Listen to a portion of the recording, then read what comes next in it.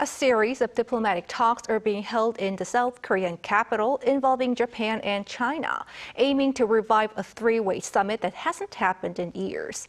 In the meantime, eyes are on a possible visit by Chinese President Xi Jinping to Seoul following high-level talks over the weekend in Hangzhou.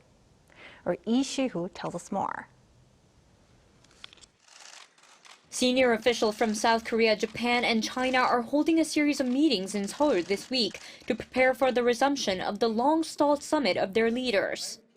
Seoul's Foreign Minister Park Jin met with the officials of Japan and China on Monday and called for collaborative efforts.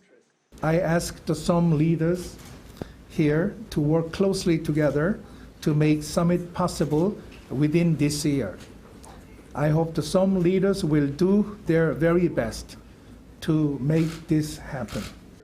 Discussions will continue during the high-level talk set for Tuesday. South Korean Deputy Foreign Minister Chung Byung-won will speak with Japan's Senior Deputy Minister for Foreign Affairs Takehiro Funakoshi and China's Assistant Minister of Foreign Affairs Nung Rung.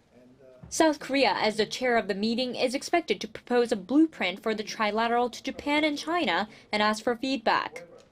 The summit between the leaders of the three countries, which began in 2008, has not taken place in nearly 4 years since their last in China in 2019. The COVID-19 pandemic, along with disputes between South Korea and Japan over forced labor compensation rulings, had played a part in the suspension. Meanwhile, South Korea's Prime Minister Han Duck-soo met with Chinese President Xi Jinping on Saturday in Hangzhou. A South Korean government official said at a briefing afterward that Xi had said that he would consider a visit to South Korea in a serious manner. Xi's will to visit, however, was not included in the post-meeting statement released by China.